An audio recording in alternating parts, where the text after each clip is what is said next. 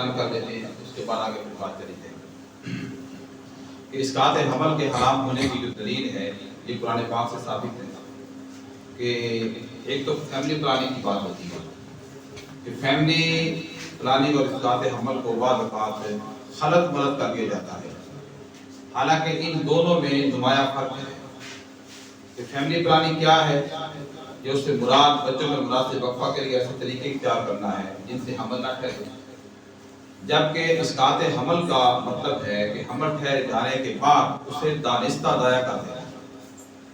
دانستہ طور پہ بڑی اہم بات میں آپ لوگوں کو بتانے جا رہا ہوں، ضائع کر دینا ہے۔ فرمایا کہ بچے کے اعضاء بننے کے بعد اسقاط حمل کی سزا کیا ہے۔ آج اکثر بات جو ہے نا سوالوں کے ساتھ بتاؤں گا۔ حمل میں روح پھونکے جانے یعنی استقرار حمل کے 120 دن گزر جانے کے بعد اسقاط حمل حرام ہے، اور روح پھونکے جانے کے بعد بچے کو ضائع کرنا زندہ شخص کو قتل کرنے کے مترادف ہے۔ آپ سمجھیں میری بات کو؟ اور ایسے اسقاط کا سبب بننے والے شخص پر گرہ لازم آئے گا، خواہ وہ والدین ہی کیوں نہ ہو۔ گرہ فرمایا اس دیت کا نام ہے جو جنین کے یعنی بچے کے قاتل پر واجب ہوتی ہے۔ احناف کے نزدیک دیت کی مقدار درہموں میں 10,000 ہے، 10,000 درہم ہوتی ہے اس طرح کے بچے کو یوں قتل کرنا، اور لہذا جنین کی دیت اس کی اشرا کا نصف یعنی 5,000 درہم ہوگی۔ اسقاط حمل کے حرام ہونے کے دلیل قرآن پاک میں ثابت ہے۔ اللہ پاک نے فرمایا وَلَا تَقْتُلُوا النَّفْسَ الَّتِي حَرَّمَ اللَّهُ إِلَّا بِالْحَقِّ، اور تم کسی جان کو قتل مت کرنا جسے قتل کرنا اللہ نے حرام قرار دیا۔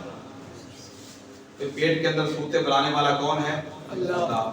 بچہ یا بچی جو بھی پیدا کرنے والا اللہ ہے، روح پھونکنے والا کون ہے؟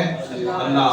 اور روح پھونکے جانے کے 120 دن گزر جانے کے بعد پھر اس حمل کو ضائع کرنا، جب ڈاکٹر سے بات ہوئی میری تو اس نے کہا کہ جب اس طرح کا حمل ضائع کیا جاتا ہے جس سے بچے کے اعضاء مکمل بن چکے ہوتے ہیں، پھر وہ ضائع ہوتا ہے، اس کے جسم کو کاٹ کر کے، جسم کے ایک حصے کو کاٹا جاتا ہے، ٹکڑے کر کے اس کو نکالا جاتا ہے۔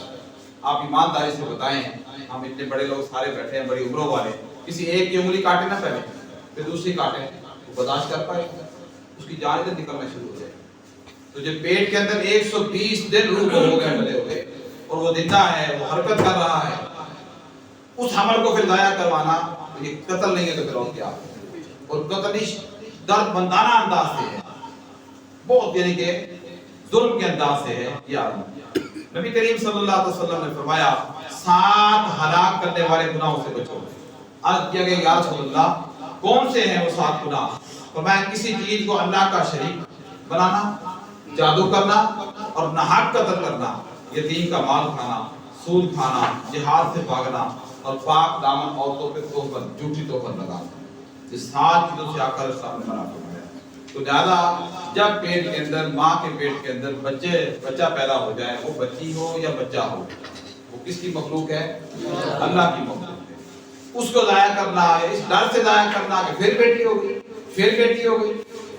انبیاء کرام بیٹیوں والے تھے، انبیاء کرام بیٹیوں والے۔ میں آپ کو آقا علیہ السلام کی اپنی 4 بیٹیاں ہیں، تو کوئی یہ مسلمان ہو حضور کا امتی ہو گئے پھر بیٹی ہو گئی، اس کو ضائع کروانا ہے یا ویسے وقفہ کرنے کے لیے بچہ ضائع کروانا ہے؟ تو کیا فرمایا جب روح پھونکنے کے بعد 120 دن گزریں گے پھر اس کو ضائع کروائیں گے، یہ کیا ہوگا؟ یہ قتل ہوگا۔ اللہ پاک ہم سب کو اس سے محفوظ۔ آگے میں آپ کو وہ چیزیں بتاتا ہوں کہ بچوں کی ابتدا سے ان کا حق کیا ہے۔ اولاد کی پیدائش پر خوشی منانا، مسرت کا اظہار کرنا، یہ اللہ کی نعمت ملنے پر خوشی منانا ہے۔ وقت کم ہونے کی وجہ سے کب سے چیزیں میں جلدی دینے کی کوشش کروں گا۔ قرآن پاک میں اللہ پاک نے فرمایا ان شکرتم لازیدنکم وان کفرتم ان عذابی لشدید، اگر تم شکر ادا کرو گے تو میں تم پر نعمتوں میں ضرور اضافہ کروں گا، اگر تم ناشکری کرو گے میرا عذاب یقیناً سخت ہے۔ یہ اللہ پاک کا فرمان ہے واضح طور پر۔ اور فرمایا کیا بچے کی پیدائش پر اس کے کان میں اذان دینا یہ مسنون طریقہ ہے؟ مسنون سے مراد پتہ کیا ہوتی ہے؟ سنت رسول، یاد کر جیسے مسنون اعتکاف لوگ کر بیٹھے ہیں، مسنون طریقہ جی ہاں، بچے کی پیدائش کے بعد اس کے کان میں اذان دینا مسنون عمل ہے۔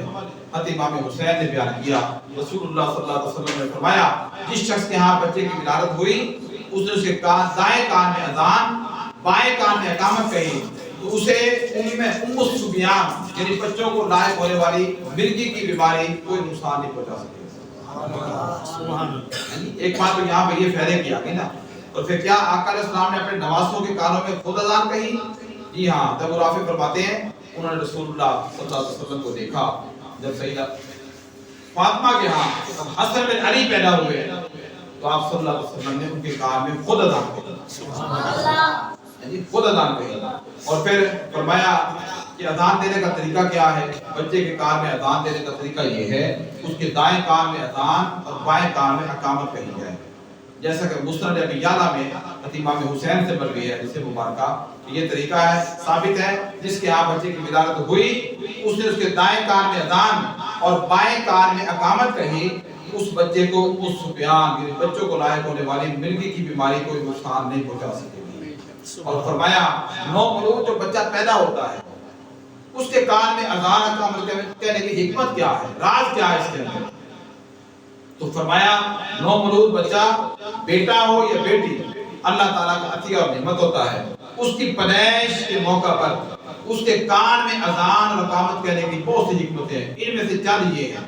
حدیث پاک کے مطابق جو بچہ بھی دنیا میں پیدا ہوتا ہے وہ عیسائی کے گھر میں ہو، وہ یہودی کے گھر میں ہو، وہ مشرک کے گھر میں ہو، وہ مسلمان مومن کے گھر میں ہو، جو بچہ بھی پیدا ہوتا ہے وہ فطرت اسلام پر پیدا ہوتا ہے، فطرت اسلام پر پیدا ہوتا ہے، اور فرمایا اس کے پیدائش ہوتا ہے، پیدائش کے وقت اذان اقامت کان میں کہنے سے اس حقیقت کی تصدیق ہو جاتی ہے کہ وہ اہل اسلام کے گھرانہ میں پیدا ہوا ہے، کیونکہ جس گھر میں اذان اور اقامت کہی جائے گی تو ثابت ہو جائے گا کہ یہ مسلمان کے گھر میں پیدا، جس گھر میں نہیں کہی جائے گی یہ ثابت نہیں ہو سکتا۔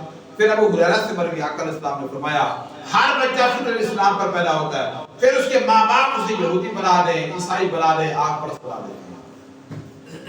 عیسائی کے گھر میں پیدا ہو جائے گا، جب وہ بڑا ہوگا تو عیسائیوں والی تعلیم اس کو ملے گی، یہودی کے گھر میں ہوگا تو یہودیہ بن جائے گا، اس کے علاوہ یہ ہوگا۔ فرمایا بچے کی ولادت کے وقت اس کے کان میں اذان کے ذریعے اللہ کی وحدانیت کی گواہی اور حضور کی رسالت کی شہادت کے کلمات سنانے سے یہ حکمت کار فرما ہوتی ہے کہ اسے اسلامی شاعر سے روشناس کرایا جائے جس پر کاربن رہتے ہوئے اپنی بقیہ زندگی گزارے گا۔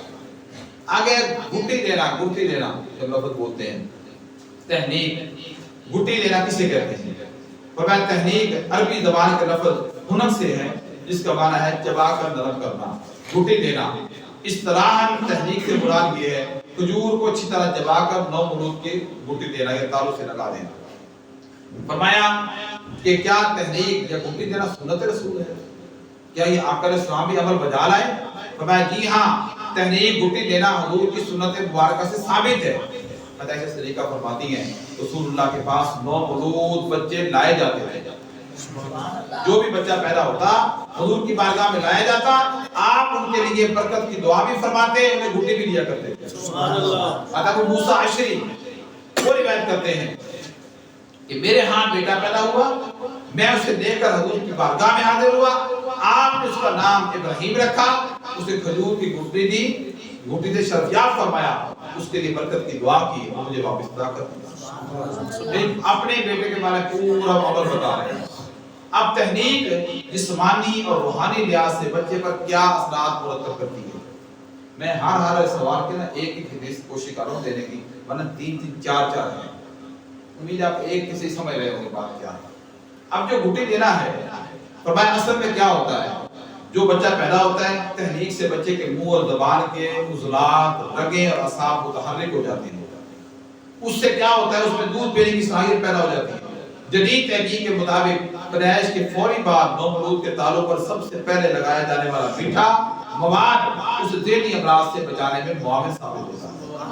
اسی طرح تحنیک بچے پر روحانی اثرات بھی مرتب کرتی ہے۔ تو فرمایا کیا ہے؟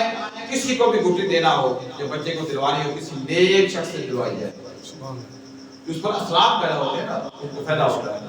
جب بھی بچے پیدا ہوتے تھے مدینہ شریف میں ان کا نام رکھوانے کے لیے حضور کی بارگاہ میں حاضر ہوتے لوگ تاکہ ان کی رگوں میں بھی تقویٰ اور صالحیت پیدا ہو۔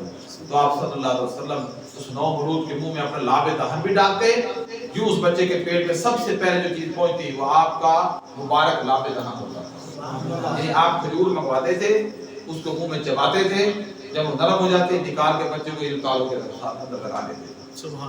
تو یہ عالم ہوتا تھا. بے شمار یہ واقعات موجود ہیں کہ ہر کوئی اپنے بچے کو لے لے. بچے کا نام کب رکھا جائے؟ فرمایا بچے کا نام پیدائش کے فوری بعد اور 7ویں دن رکھنا سنت مبارکہ ہے. حدیث مبارکہ سے ثابت ہے، انس بن مالک سے مروی، حضور صلی اللہ علیہ وسلم نے فرمایا آج رات میرے گھر ایک بیٹا پیدا ہوا ہے جس کا نام میں نے اپنے باپ ابراہیم کے نام پر ابراہیم رکھا. آقا علیہ السلام اپنے بیٹے کی بات کریں. ام المومنین عائشہ صدیقہ سے مروی ہے، آقا علیہ السلام نے فرمایا حضرت حسن اور حضرت حسین کا عقیقہ ان کی پیدائش کے 7ویں دن کیا، اسی دن ان کے نام رکھے اور ان دونوں کے سروں سے تکلیف دہ چیز کو ہٹانے یعنی ان کے بال بھرنے کا حکم بھی فرمایا 7ویں دن. اب فرمایا نو مولود جو بچہ پیدا ہوتا ہے گھر کے اندر وہ اس کا نام رکھنے کا حق کس کا ہے؟ فرمایا مستحسن تو یہ ہے کہ والدین ماں اور باپ دونوں بامی مشورے سے نو مولود کا نام رکھیں. لیکن اگر نام میں ماں کا اپنا نام وہ الگ سے پسند کر لے، باپ الگ سے پسند کر لے، دونوں میں نام پسندگی کی وجہ سے دونوں میں اختلاف ہو جائے تو ایسی صورت میں باپ کو اسلام نے حق دیا ہے. ماں اور باپ نے پھر جو والد ہوگا بچے کا بچی کا اس کو پھر اسلام نے حق دیا ہے کہ وہ نام رکھے. نبی کریم صلی اللہ علیہ وسلم نے اپنے بیٹے کی پیدائش پر خود ان کا نام رکھا تھا، جیسا کہ گزشتہ سوال میں بھی ابراہیم نام گزر چکا ہے. بچے کا نام کیسا رکھنا چاہیے؟ آج کل فرمایا ناموں کے سلسلے میں بہت افراد و تفریح سے کام لیا جاتا ہے. بعض والدین لاپرواہی کرتے ہیں اور نام رکھتے وقت مانوی لحاظ نہیں دیکھتے. حالانکہ اسلامی تعلیمات میں بچوں کے نام رکھنے کے سلسلے میں واضح رہنمائی ملتی ہے. فرمایا جیسا نام رکھو گے ویسے اثرات شخصیت پر ہوتے ہیں. نام جو رکھا جاتا ہے اس کے جو مانوی اعتبار ہوتا ہے وہ بچے کی زندگی پر اثرات ہوتے ہیں. اس نام میں اہل دین کے ناموں میں سے ماخوذ ہوں، جیسے انبیاء کرام کے نام، سلف صالحین کے نام، اہل بیت الزام کے نام، صحابہ کرام کے نام، اور نام میں پھر نیت ان کی محبت ان کے ناموں کا حیا بھی. فرمایا صحابی رسول حضرت ابو وہب ہشمی بیان کرتے ہیں، ہشمی بیان کرتے ہیں، نبی کریم صلی اللہ علیہ وسلم نے فرمایا تم انبیاء کے ناموں پر اپنے بچوں کے نام رکھا کرو. اللہ پاک کے نزدیک سب سے محبوب نام عبداللہ ہے اور عبدالرحمن ہے، اور سب سے سچے نام حارث کھیتی باڑی کرنے والے اور حمام متحرک ہیں، جبکہ سب سے برے نام حرب جنگجو اور برا کڑا کڑوا ہے. یعنی نام ایسے رکھنے سے پرہیز کیا جائے جن کے مفہوم میں اسلام کی تعلیمات سے مطابقت نہ ہو، ایسے نام نہ رکھیں. تو پھر ابو درداء بھی روایت کرتے ہیں کہ تم قیامت کے دن حضور فرماتے ہیں اپنے ناموں سے اور اپنے باپ کے ناموں سے پکارے جاؤ گے. اپنے ناموں سے اور اپنے باپ کے ناموں سے پکارے جاؤ گے. لہذا اپنے اور اپنے بچوں کے نام خوبصورت رکھا کرو. نام زبان پر ہلکا ہو وہ نام رکھا جائے، جس کی ادائیگی آسان ہو وہ رکھا جائے. ورنہ آج کل لوگ کیا کرتے ہیں نام مشکل رکھ لیتے ہیں اور پھر الٹا نام اس کو ڈال دیتے ہیں. جی وہ الٹا نام ڈال کے الٹے نام سے وعدے دیتے رہیں گے، الٹے نام سے پکارتے رہیں گے. سارے گھر والے بھی خاندان میں محلے میں الٹا نام شروع ہوتے ہیں. پھر یہ گناہ ہے. فرمایا کیا بچے کا نام حضور کے نام پر رکھنا جائز؟ فرمایا جی ہاں، بچے کا نام حضور کے نام پر رکھنا یا آپ کے نام کو بچے کے نام کا جز بنانا جائز ہے. یہ آپ سے نہ صرف محبت کی علامت ہے بلکہ باعث خیر و برکت بھی ہے. حضرت امامہ بالی سے مرفوع روایت ہے، حضور نے فرمایا جس شخص کے ہاں بچہ پیدا ہو اور وہ میرے نام محمد سے برکت حاصل کرنے کے لیے اس کا نام محمد رکھے تو وہ اور اس کا بیٹا دونوں جنت میں داخل ہیں. سبحان اللہ. بے شمار کی حدیثیں موجود ہیں. آقا علیہ السلام نے اپنے نام محمد کی بات کی اور فرمایا اس کی حیا بھی کرنی چاہیے، احترام بھی کرنا چاہیے. اب آگے ہے کیا اچھے اور برے نام بچے کی شخصیت پر اثر انداز ہوتے ہیں؟ جی ہاں، آقا علیہ السلام نے برے نام رکھنے سے منع فرمایا، اچھے نام رکھنے کی ترغیب دی. عبداللہ بن عمر بیان کرتے ہیں کہ عمر کی ایک صاحبزادی کا نام آسیہ تھا، آسیہ عین سے، تو رسول اللہ صلی اللہ علیہ وسلم نے اس کا نام جمیلہ رکھ دیا. ابن المسیب اپنے والد سے روایت کرتے ہیں، ان کے والد حضور کی بارگاہ میں حاضر ہوئے، آپ نے دریافت فرمایا کہ تمہارا نام کیا ہے؟ انہوں نے کہا کہ حزن یعنی غم.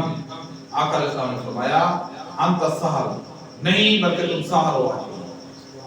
یہ نام حضور سن کے فوراً چینج بھی کر دیا کرتے تھے.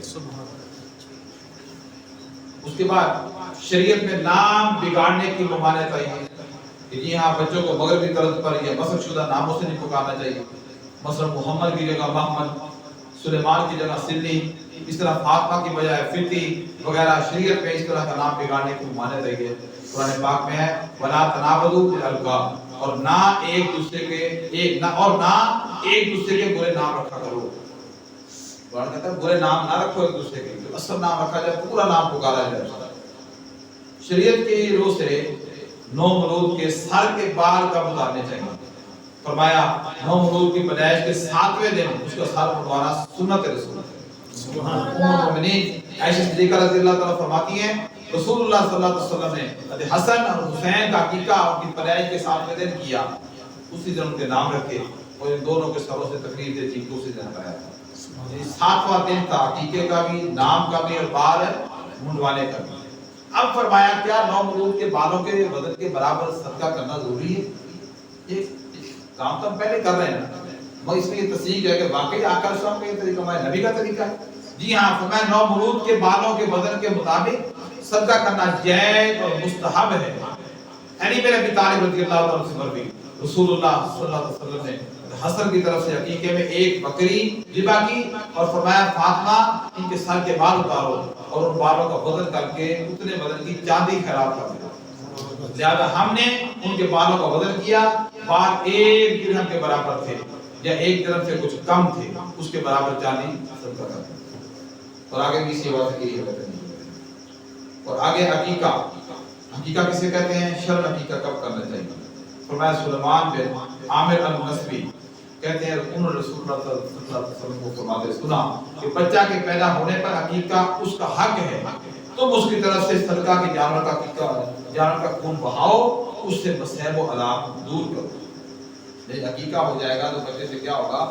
مصیبتیں، پریشانیاں، وہ سب کچھ دور اس سے ہو جائیں گے. سمرہ میں جندر سے بیان آقا علیہ السلام نے فرمایا ہر بچہ اپنا عقیقہ ہونے تک گروی ہے. ہر بچہ اپنا عقیقہ ہونے تک گروی ہے. اس کی جانب سے 7ویں روز جانور ذبح کیا جائے، اس دن اس کا نام بھی رکھا جائے اور اس کا ساتھ بھی منڈوایا جائے. کیا عقیقہ کے دن ہی بچے کے سر کے بال منڈوانا ضروری ہے؟ جی نہیں، عقیقہ کے دن ہی بچے کے سر کے بال منڈوانا ضروری نہیں ہے. عقیقہ تو بچے کی پیدائش کے 7ویں دن یا مالی استطاعت کے مطابق کسی بھی وقت کیا جا سکتا ہے. یعنی یہ ساری زندگی میں بھی آپ جب کر سکتے ہیں. خود بندہ اپنا عقیقہ بھی کر سکتا ہے کیونکہ آقا صاحب نے خود بھی عقیقہ کیا تھا نا اپنا ذاتی طور پر. یعنی 7ویں دن نہیں کر سکے تو 14ویں دن، پھر 21ویں دن یا پھر 10 سال بعد بھی جب کریں گے اندازاً پھر وہ تاریخ کا حساب لگائیں گے. 7ویں کے حساب سے ترتیب گنتے آئیں گے. 10 سال بعد جو دن بنے گا اسے رکھ کر آتے ہیں. کیا خود بندہ آپ بالغ ہو کے جوان ہو کے اپنا کر سکتا ہے یا پھر والدین کرتے ہیں؟ لڑکے اور لڑکی کے عقیقہ میں کیا فرق ہے؟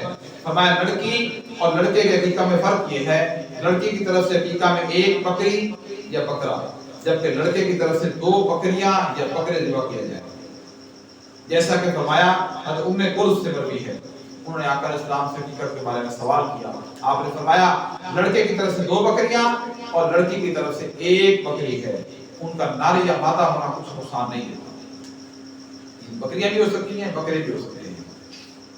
آگے کوئی مسئلہ آ گیا ہے عقیقے والا، والدین اگر مالی مستحکم نہ رکھتے ہوں تو کیا صاحب استطاعت اولاد خود اپنا عقیقہ کر سکتی ہے؟ اس بات میں وہ جی ہاں کر سکتی ہے. عقیقہ کے گوشت کا تقسیم کار کیا ہے؟ فرمایا عقیقہ کے گوشت کی تقسیم کار یہ ہے اس کے 3 حصے کیے جائیں گے، 1 غریبوں کے لیے، 1 رشتہ داروں کے لیے اور 1 اپنے لیے. یہ لمبی تفصیل کی بجائے سادہ جواب ہے. کیا بچے کا ختنہ کروانا ضروری ہے؟ شرعاً بچے کا ختنہ کب کروانا چاہیے؟ یہ ہاں بچے کا ختنہ ضروری ہے. تمام انبیاء اور مرسلین کی سنت ہے اور ان کی اتباع اور اقتداء تمام مسلمان کرتے ہیں. مطلب حریرہ سے مروی ہے انہوں نے آقا علیہ السلام کے فرماتے سنا کہ 5 امور فطری ہیں: ختنہ کروانا، زیر ناف بال صاف کرنا، مونچھیں چھوٹی کروانا، ناخن کٹوانا اور بغل کے بال صاف کرنا. یہ 5 چیزیں انبیاء کرام سے فطری ہیں. فرمایا آپ صلی اللہ علیہ وسلم نے تم اپنے جسم سے کفر کے بال اتارو اور ختنہ کراؤ. نظر بد کی حقیقت کیا ہے؟ مجھے نظر لگ جاتی ہے، اس کی حقیقت کیا ہے؟ فرمایا نظر بد کہ نظر لگنا ایک قدیم تصور ہے جو دنیا کے مختلف اقوام میں پایا جاتا ہے. اسلام کے صدر اول میں دشمنان اسلام نے اسلام کو نقصان پہنچانے کے لیے عرب کے لوگوں کی خدمات دینے کا ارادہ کیا جو نظر لگانے میں شہرت رکھتے تھے. ان کا دعویٰ تھا وہ جس چیز کو نقصان پہنچانے کے ارادے سے دیکھتے ہیں ان کے دیکھتے وہ چیز تباہ ہو جاتی ہے. اللہ پاک نے آقا علیہ السلام کو ان کے شر سے محفوظ رکھا اور ان بد نیتوں کے تمام حربے ناکام ہو گئے اور ان کی اس شرح انگیزی کو قرآن نے اس طرح سے بھی بیان کیا. اور بے شک وَإِن يَكَادُ الَّذِينَ كَفَرُوا لَيُزْلِقُونَكَ بِأَبْصَارِهِمْ لَمَّا سَمِعُوا الذِّكْرَ وَيَقُولُونَ إِنَّهُ لَمَجْنُونٌ. اور بے شک کافر لوگ جب قرآن سنتے ہیں تو ایسے لگتا ہے کہ آپ کو اپنی حسدانہ بد نظروں سے نقصان پہنچانا چاہتے ہیں. اللہ نے قرآن میں بیان کر دیا اور کہتے ہیں یہ تو دیوانہ ہے. اس آیت میں نظر بد کے نقصان اور اس کے اثر انداز ہونے کی طرف سے اشارہ بھی ہے. یعنی پتہ یہ لگتا ہے کہ نظر بد واقعی حق ہے. نظر کیا ہے؟ حق ہے. نظر بد ہو سکتی ہے, نقصان اس سے ہو سکتا ہے, تو کسی دوسرے انسان کی جسم و جان پر اثر انداز ہو سکتی ہے. آقا علیہ السلام نے فرمایا کہ نظر کا لگ جانا حقیقت ہے. عبداللہ بن عباس سے روایت کرتے ہیں آقا علیہ السلام نے فرمایا نظر حق ہے. اگر کوئی شے تقدیر پر صبر کر سکتی ہے تو نظر ہے. جب تم سے نظر کے علاج کے لیے غسل کرنے کے لیے کہا جائے تو فوری غسل کر لو. اس کے بعد ایک بچے کو نظر لگ جائے, لگ جاتی ہے ماں کی باپ کی, وہ ہنستا ہے بولتا ہے کھیلتا ہے, تو اس کے لیے کیا اسے دم کرنا جائز ہے؟ جی ہاں, بچے کو نظر بد لگنے کی صورت میں اسے دم کرنا بالکل جائز ہے, کیونکہ اس طرح نظر بد کے ساتھ ظاہر ہو جاتا ہے. نبی کریم صلی اللہ علیہ وسلم نے ان سے بچاؤ کے لیے دم کرنے کا حکم فرمایا. انس سے دم کرنے کا متعلق سوال کیا گیا, انہوں نے فرمایا آقا علیہ السلام نے 3 چیزوں کے لیے دم کرنے کی اجازت دی ہے. نظر بد کے لیے, بچھو کے کاٹنے پر, اور پھوڑے پن سے نکل آئے. کسی کو پھوڑا پن سے نکل آئے اس کے لیے بھی بچھو یا سانپ کاٹ لے یا پھر نظر بد ہو جائے. ام المؤمنین سیدہ عائشہ صدیقہ نے فرمایا مجھے رسول اللہ صلی اللہ علیہ وسلم نے حکم دیا تھا کہ نظر بد کا دم کیا کرو. دم کرنا کیا ہو گیا؟ سنت رسول ہو گئی. یہ حضرت عائشہ صدیقہ رضی اللہ تعالیٰ عنہ یہ بات کر رہی ہیں. ام سلمہ سے بھی روایت ہے حضور نے میرے گھر کے اندر ایک لڑکی دیکھی جس کے چہرے پر نشانات تھے. ارشاد فرمایا اس پر کچھ پڑھ کر دم کرو کیونکہ اس کو نظر لگی ہوئی ہے, نظر لگ چکی ہے. بے شک آگے بھی کافی روایتیں موجود ہیں. تو دم کرانا کیا ہے؟ یہ سنت رسول ہو گئی. اب یہ ہے کہ بچے کو نظر بد سے بچانے کا طریقہ کیا ہے؟ فرمایا بچے کو نظر بد سے بچانے کا طریقہ عبداللہ بن عباس کی بیان کردہ روایت کے مطابق درج ذیل ہے. آقا علیہ السلام امام حسن اور حسین کو خصوصی طور پر کلمات تعوذ کے ساتھ دم کرتے اور فرماتے تمہارے جد امجد ابراہیم علیہ السلام بھی اپنے دونوں سے ابزادوں اسماعیل اور اسحاق کو انہی کلمات کے ساتھ دم کیا کرتے تھے. سبحان اللہ, یہ فرمایا. اور آگے فرماتے ہیں نظر بد کے علاج کے لیے موعظتین پڑھ کر دم کیا جائے اور یہ دعا بھی کی جائے جو جس سے مبارکہ میں ثابت ہے. عائشہ صدیقہ فرماتی ہیں کہ آقا علیہ السلام بیمار ہوتے تو جبریل آ کر آپ کو دم کرتے ہوئے کلمات پڑھا کرتے تھے. سبحان اللہ. کہ آقا علیہ السلام بیمار ہوتے کون دم کرنے آتے تھے؟ جبریل. دکھاتا کون ہوگا؟ بھیجتا کون ہوگا؟ جبریل مرضی کے مالک نہیں ہے, وہ اللہ کی بارگاہ کے تابعدار ہیں. جاؤ جبریل نیچے اتر جاؤ, میرے محبوب کو تکلیف ہے, جاؤ دم بھی کرا ہو, یہ پڑھ کے دم کرنا ہے. اب دم کرنے آئے تو جبریل خود نہیں کر سکتے, وہ بھی اللہ پاک بتا دیا ہم یہ پڑھنا ہے. سبحان اللہ. قربان جائے وہ ہم جگتے پھرتے فرقوں میں آ گیا دم کرنا جائز ہے کہ ناجائز ہے. قربان جائے. قرآن پاک یہاں پہ سورتیں 2 سورتیں جو ہے نا وہ یعنی قل اعوذ برب الفلق اور قل اعوذ برب الناس, یہ 7 بار پڑھ کر بچے پر دم کیا جائے. اول آخر درود پاک ہو بچے کو نظر بد لگے تو ختم ہو جائے. یہ گھر میں خود ماں باپ بھی کر سکتے ہیں, لازمی کی بات ہے. آگے فرمایا نومولود بچوں کی وفات پر صبر کرنے کا اجر کیا ہے؟ اللہ تعالیٰ نومولود بچوں کی وفات پر صبر کرنے والے والدین کو بطور صلہ جنت عطا فرمائے. نبی کریم صلی اللہ علیہ وسلم نے فرمایا جب کسی آدمی کا بچہ فوت ہو جاتا ہے اللہ تعالیٰ اپنے فرشتوں سے مخاطب ہو کر فرماتا ہے کیا تم نے میرے بندے کے بیٹے کی روح قبض کی ہے؟ وہ اسباب میں جواب دیتے ہیں. اللہ فرماتا ہے کیا تم نے اس کے دل کے پھل کو قبض کیا؟ وہ اقرار کرتے ہیں. اللہ پاک دریافت فرماتا ہے میرے بندے نے کیا کہا؟ وہ جواب دیتے ہیں اسے تیری حمد و ثنا بیان کی اور پڑھا انا للہ و انا الیہ راجعون, یہ کلمات ادا کیے. اللہ تعالیٰ حکم دیتے ہیں میرے بندے کے لیے جنت میں گھر تعمیر کرو, اس کا نام بیت الحمد رکھو. سبحان اللہ. بچے کے فوت ہونے پر صبر کرنا. انس سے مروی آقا علیہ السلام نے فرمایا مسلمانوں میں سے جس کے 3 ایسے بیٹے فوت ہو جائیں جو بلوغت کی عمر کو نہ پہنچے ہوں, اللہ تعالیٰ بچوں پر فضل و رحمت کے باعث اس شخص کو جنت میں ضرور داخل فرمائے. سبحان اللہ. بے شمار اس میں اس حوالے سے بھی ہے. اور آگے ایک اور حدیث بھی ہے، مطلب وہ حضرت نبی آقا صلی اللہ علیہ وسلم نے فرمایا، اللہ پاک فرماتا ہے میرے ہاں میرے مومن بننے کے لیے اس کے علاوہ کوئی بدلہ نہیں ہے جبکہ میں اہل دنیا میں سے اس کے محبوب انسان کی روح قبض کروں اور وہ اس کی وفات پر صبر کرے تو اس کو فرمایا جنت عطا کروں گا۔ آگے یہاں بیٹیوں کی بات ہو رہی ہے، قرآن کہتا ہے کہ جب لڑکی پیدا ہوتی ہے تو اللہ تعالیٰ اس کے پاس ایک فرشتہ بھیجتا ہے جو جلدی سے خیر و برکت کی خبر دیتا ہے اور کہتا ہے کمزور جان کمزور انسان کی پیٹ سے نکلی ہے، اس کے متولے کی قیامت تک مدد کی جائے گی۔ جس کے ہاں بیٹی پیدا ہوتی ہے نا، اللہ پاک فرشتہ بھیجتا ہے پیغام دے کے کہ تجھے بیٹی دی اللہ نے اور قیامت تک تیری مدد کی جائے گی۔ جب لڑکا پیدا ہوتا ہے تو وہ اس کی پیشانی کو چومتا ہے اور کہتا ہے اللہ تعالیٰ نے آپ کو سلام دیا۔ سبحان اللہ۔ بیٹی پیدا ہوئی تو اللہ قیامت تک تیری مدد کرنے کا وعدہ کر رہا ہے، اور بیٹا ہوا تو فرمایا کیا اللہ نے سلام دیا، پیشانی چومی۔ دور زمانہ جاہلیت کے لوگ بیٹی کی پیدائش آج بھی یار ہم کا زمانے جاہلیت کی بات کرتے ہیں جی، کئی گھروں میں 3 سال کے بچے نے باپ نے قتل کر دیا، یعنی آج گھروں میں تو یہ حال ہوا پڑا ہے کہ بیٹی پیدا ہوئی تو بیٹی پیدا ہونے پر جو بہو گھر میں آئی تھی وہ قصوروار بن جاتی ہے، استغفر اللہ بن جاتی ہے، لوگ پہلی رکھتی جل دیتی ہے، ساس کی شکل بن جاتی ہے، خامد کی شکل بن جاتی ہے، وہ گھر میں بری سمجھے جائے اس کو اچھوٹ سمجھتے ہیں، اسے کمرے میں کوئی داخل، بیٹی پیدا ہو پہلی ہو گئی، دوسری بیٹی پیدا ہو گئی پھر کڑی ہو گئی۔ انہیں یہ بات یاد نہیں رہتی کہ بیٹیاں دینے والا کون ہے؟ اللہ ہے، صورتیں بنانے والا کون ہے؟ اللہ ہے۔ اللہ جس کو چاہے بیٹے دے، جس کو چاہے بیٹیاں دے، جس کو چاہے کچھ بھی نہ دے، سبحان اللہ ہے، جس کو چاہے 2 3 دے دے، مالک ہے وہ، جسے چاہے بیٹے دے دے، بیٹی کوئی نہ دے۔ لوگ ترس رہے ہیں بیٹیوں کے لیے، اور کئی وہ ہیں جو بیٹیوں سے استغفر اللہ اللہ سب کو ہدایت تنگ آ جاتی، بیٹی کی خبر کسی کو نہیں بتاتا کہ بیٹی کی میرے گھر ہے، کچھ 6 مہینے بعد دیکھ رہتی یار پوری ہاں جی 6 مہینے پہلے پیدا، اس طرح خبر بے سری سی خبر دیں گے، محبت سے نہیں دیں گے۔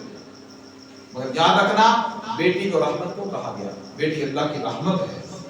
بیٹی جب پیدا ہو اسی طرح خوشی منایا جائے جس طرح بیٹے کے پیدا ہونے پر منائی جاتی ہے، پھر اللہ کی نعمت کا شکر ادا ہوگا کہ اللہ نے مجھے اولاد دی ہے، اولاد چاہے بیٹی کی شکل میں چاہے بیٹے کی شکل میں ہے تو اولاد اس کی عطا ہے، اس کی عطا پر راضی رہنا چاہیے ہر حال میں۔ حکم میں عامر کا بیان ہے، آقا اسلام نے فرمایا تم بیٹیوں کے ہونے کو ناپسند نہ کیا کرو، بے شک وہ والدین کی غمخوار ہیں اور لائق اکرام ہوتی ہیں، والدین کی غمخوار ہیں اور لائق اکرام۔ آقا علیہ السلام آج سے 1500 سال پہلے یہ بات کر رہے ہیں، 1500 سال پہلے چھوٹی موٹی آبادیاں تھیں، جب آج دنیا بھری پڑی ہے بیٹیوں کے ساتھ، اور اس دور میں بھی لوگ کم علم ہونے کی وجہ سے باتیں کرتے ہیں۔ امام احمد بن حنبل کے صاحبزادے سارے بیان کرتے ہیں جب ان کے ہاں بیٹی کی ولادت ہوئی وہ فرماتے انبیاء بیٹیوں کے باپ تھے، نے فرمایا بیٹیوں کے متعلق جو کچھ قرآن و سنت میں آیا ہے وہ تمہیں معلوم ہی ہے۔ یعقوب بن بختار فرماتے ہیں میرے ہاں 7 بیٹیاں پیدا ہوئی، جب بھی میرے ہاں بیٹی پیدا ہوتی تو میں امام احمد بن حنبل کے پاس جاتا، وہ مجھ سے فرماتے اے ابو یوسف انبیاء بیٹیوں کے باپ ہے، گھبرانا نہیں ہے۔ سبحان اللہ، قربان جائے امام احمد بن حنبل پہ ہیں، وہ آگے سے تسلی کون سی دے، انبیاء کی بات کرتے ہیں تاکہ تسلی ہے۔ اب فرمایا بیٹیوں کی پرورش اور تعلیم و تربیت کرنے والے کو حضور نے کیا بشارت کی ہے۔ آقا علیہ السلام نے بیٹیاں جو لوگ بیٹی کی پرورش کرتے ہیں، پالتے ہیں، پڑھاتے ہیں جی، تمام ہر طرح سے ان کی پرورش کرتے ہیں، تعلیمات کا خیال رکھتے ہیں، اصلی تعلیم دینی تعلیم علوم دیتے ہیں، تو اسے خود سے روایت آقا علیہ السلام نے فرمایا جس نے 3 بیٹیوں کی پرورش کی، ان کی اخلاق کی تربیت کی، پھر ان کی شادی کی اور ان کے ساتھ اچھا سلوک کرتا رہا تو اس کے لیے جنت واجب ہے۔ عبداللہ بن عباس سے روایت آقا علیہ السلام نے فرمایا جس شخص کی 2 بیٹیاں ہوں جب تک وہ ان کے پاس رہیں یا وہ ان کے ساتھ رہے اور اس دوران وہ ان کے ساتھ حسن سلوک کرتا رہے تو دونوں اسے جنت میں لے جائیں گے۔ جس شخص کی 3 بیٹیاں یا 3 بہنیں ہوں یا 2 بیٹیاں یا 2 بہنیں ہوں وہ ان سے اچھا سلوک کرے اور ان کے بارے میں اللہ سے ڈرتا رہے تو فرمایا اس کے لیے جنت ہے۔ والدین کو چاہیے کہ بیٹیوں کی پرورش اور اچھی تعلیم تربیت پر خرچ کرنے کو بوجھ نہ سمجھیں، ان کو دین پڑھائیں، دین کا علم سکھائیں، دنیاوی تعلیم بھی دیں، دینی تعلیم بھی لازمی اپنی بیٹیوں کو دیں۔ انس بن مالک سے مروی آقا علیہ السلام نے فرمایا کہ جس شخص نے 2 بچیوں کی بلوغت تک پرورش کی قیامت کے دن میں اور وہ اس طرح اکٹھے ہوں گے یا ہو کر آئیں گے، یہ فرماتے ہوئے آپ نے 2 انگلیوں کو یوں ملا دیا تھا۔ سمجھ لیں، یہ 4 چیزیں میں نے بیٹیوں کے حوالے سے بھی دے دی ہیں، تو اس لیے اولاد مل جانا بیٹی کی شکل میں ہو یا بیٹے کی شکل میں ہو بہت بڑی سعادت کی بات ہوتی ہے۔ اب رہی یہ بات کہ آج تعلیم کا فقدان ہے، خاص طور پہ دینی تعلیم کا۔ دینی تعلیم کا کیا بنے گا؟ والدین خود دینی تعلیم نہیں رکھتے، جانتے کچھ نہیں ہیں، بچوں کو کیا سکھائیں گے، کیا پڑھائیں گے۔ اب اگر دیکھا جائے تو بچے جو ہوتے ہیں، اب ان بچوں کی بات ہو رہی ہے جو 11 سے 16 سال کی عمر والے ہیں، پہلے بات ہو رہی تھی پیدائش سے 4 5 6 سال تک۔ اب میں ان بچوں کو دیکھا، آپ کے سامنے رکھا ہوں کہ جھوٹ اور سچ میں بنیادی فرق کیا ہے، یہ کون سکھائے گا؟ 11 سال سے 16 سال کے بچے کی عمر کی بات ہو رہی ہے۔ کس حد تک ہنسی مذاق جائز ہے؟ کیا مذاق میں جھوٹ بولنا جائز ہے؟ یہ کون سکھائے گا؟ یہ ماں باپ نے سکھانا ہے۔ جس ماں باپ نے دین پڑھا وہ وہی بتائے گا نا کہ مذاق میں بھی جھوٹ بولنا کیا ہے، جھوٹ ہے۔ حضور نے فرمایا کہ جھوٹ مذاق میں بولے گا بچہ یا بڑا، یا دوستوں کو ہنسانے کے لیے، گپ شپ لگانے کے لیے، کہیں چوک میں، کہیں بازار میں، کہیں دکان پہ، کہیں کاروبار میں بطور مزاح جھوٹ بول رہے تو سارے ہنس پڑیں گے، مگر وہ مذاق میں بھی جھوٹ ہی ہو جائے گا۔ بچوں میں سچ بولنے کی عادت کیسے پیدا کی جائے، انہیں جھوٹ سے کیسے بچایا جائے، بچوں میں عاجزی کیسے پیدا کی جائے، انہیں تکبر سے کیسے بچایا جائے، بچوں کو چغل خوری، غیبت، بہتان جیسی بری حالات سے کیسے بچایا جائے، بچوں میں عبادت کا ذوق و شوق پیدا کرنے کے لیے والدین کو کون سا وظیفہ کرنا چاہیے، بچوں کو طہارت کی تربیت کیسے دی جائے، بچوں کو تیمم کیسے سکھایا جائے، بچوں کو نماز کے ظاہری اور باطنی آداب کیسے سکھائے جائیں۔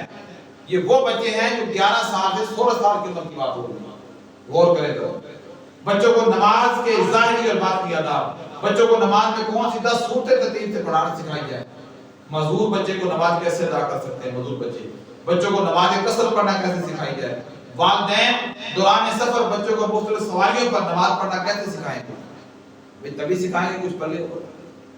اگر خود ہی نہیں پڑھا تو اولاد کو کیا سکھائیں گے؟ یہ عالم ہے۔ فرمایا بچوں کو سترہ کے بارے میں کیسے تعلیم دی جائے۔ سترہ کیا ہوتا ہے؟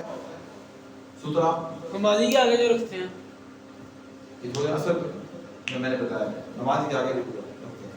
سترہ کے بارے میں بچوں کو سجدہ صاف کرنے کا طریقہ کیسے سکھایا جائے، بچوں کو سجدہ تلاوت کرنا کیسے سکھایا جائے، بچوں کو سجدہ تلاوت میں کون سی دعا پڑھنا سکھائی جائے، کیا بچوں کو فرض نماز کے علاوہ نفل نماز کی بھی ترغیب دینی چاہیے، بچوں کو نماز تہجد کیسے سکھائی جائے، بچوں کو نماز اشراق پڑھنا کیسے سکھائی جائے، بچوں کو نماز چاش پڑھنا کیسے سکھائی جائے، بچوں کو نماز اوابین پڑھنا کیسے سکھائی جائے، بچوں کو نماز جمعہ پڑھنا کیسے سکھائی جائے، بچوں کو نماز عیدین پڑھنا کیسے سکھائی جائے، بچوں کو نماز جنازہ پڑھنا کیسے سکھایا جائے۔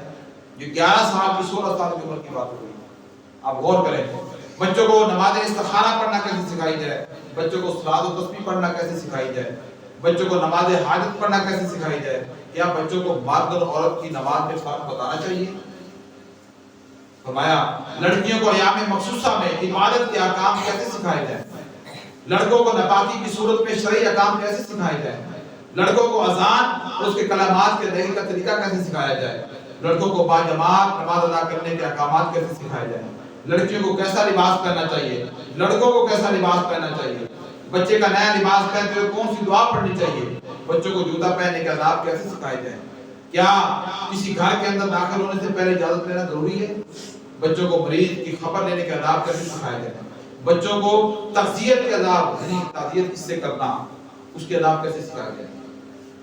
اس طرح کے بے شمار وہ سوالات ہیں جو یہ پیج بھرے پڑے ہیں، سب جگہ کے سوال ہی سوال لکھے ہوئے ہیں، اس صرف بچوں کے حوالے سے ہیں، تو کون سکھائے گا بھائی جان؟ آج تو آدھے گھنٹے 40 منٹ کا درس سننے کے لیے کسی کے پاس ٹائم نہیں ہے، لہذا ہمیں غور کرنا ہوگا، ہمیں فکر کرنا ہوگا، ہماری آنے والی نسل بالکل برباد ہو رہی ہے دین کے معاملے میں۔ دنیا کا کوئی مسئلہ نہیں، سارے پڑھ رہے ہیں ماشاءاللہ، انہیں کوئی ٹائم میں کر جائیں گے، سب کچھ ہو جائے گا۔ ایک دین ہے جو ہماری آنے والی نسلوں میں منتقل نہیں ہو رہا، ہماری اولادوں میں منتقل نہیں ہو رہا، اس کی فکر ہمیں کرنا ہوگی۔ یاد رکھنا، اس زندگی کو غنیمت سمجھ لیں، آج کا دن ہے، کل پتہ نہیں آئے نہ آئے، دن شروع ہوا ہے پتہ نہیں بھی پورا ہو کے نہ ہے، کون سی شام یا کون سا دن یا کون سی دوپہر زندگی کی شام ہو جائے تو خبر ہی نہیں۔ اللہ پاک ہمیں اپنی اولادوں کی تربیت کرنے، انہیں دین متین پر چلنے کی توفیق عطا فرمائے اور ہمیں خود دینی تربیت کرنے کی توفیق عطا فرمائے۔